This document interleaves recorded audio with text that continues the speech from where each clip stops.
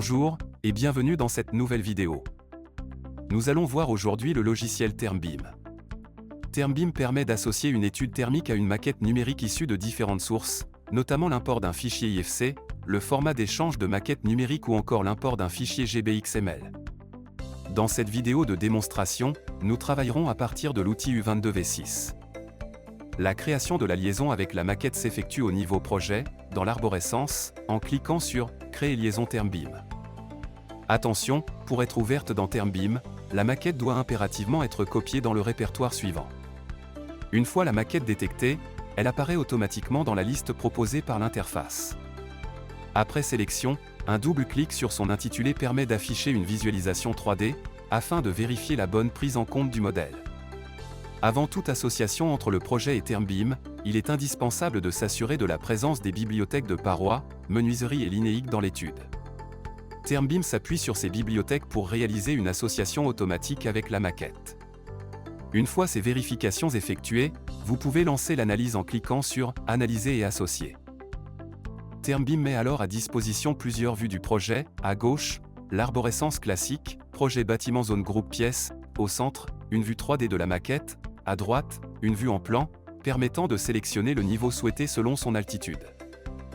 À partir des vues 3D et en plan, il est possible de déplacer et faire pivoter à l'aide d'un maintien du bouton molette de la souris. Chacune de ces trois vues permet de sélectionner un élément de la maquette afin de l'identifier ou de le modifier, selon les fonctionnalités offertes par TermBeam. Par exemple, en sélectionnant une pièce dans la vue en plan, ces informations apparaissent dans la partie basse de l'écran. Cette pièce est également mise en évidence dans l'arborescence et en surbrillance dans la vue 3D.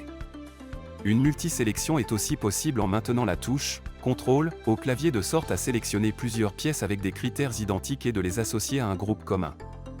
Cette fenêtre de saisie comprend trois onglets « Données générales » regroupant les informations principales de la pièce, similaires à celles disponibles dans U2 ou U22 en saisie pièce par pièce. Données générales BIM, permettant d'exclure une pièce de l'analyse ou de la déclarer comme non chauffée.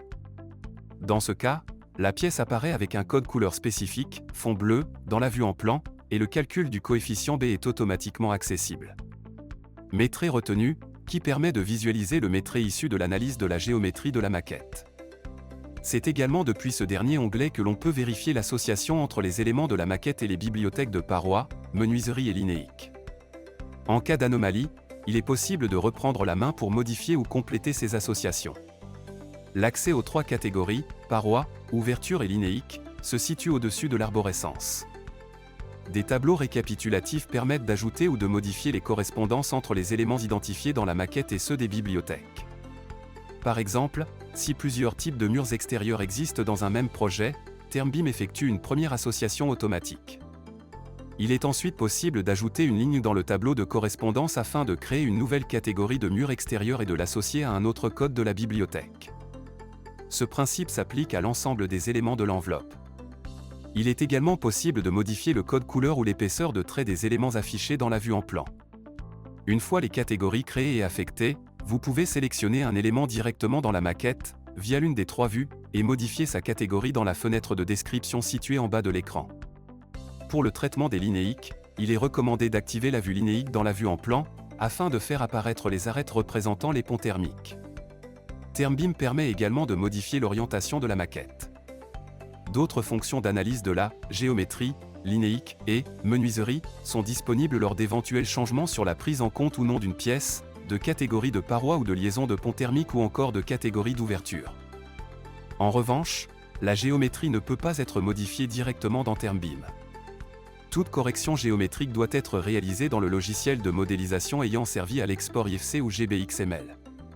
Toutefois, il est possible d'ajouter manuellement des lignes de métré via un onglet complémentaire dans Métré retenu.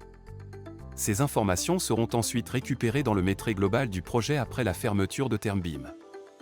Une fois l'ensemble des étapes validées, vous pouvez fermer TermBeam. Le métré pièce par pièce est alors automatiquement généré et disponible dans U22V6. Pour en savoir plus et acquérir des compétences approfondies sur les logiciels, n'hésitez pas à consulter notre catalogue de formation en vous rendant sur notre site internet ou en nous contactant par mail ou par téléphone. Nous vous remercions d'avoir regardé cette vidéo, à bientôt.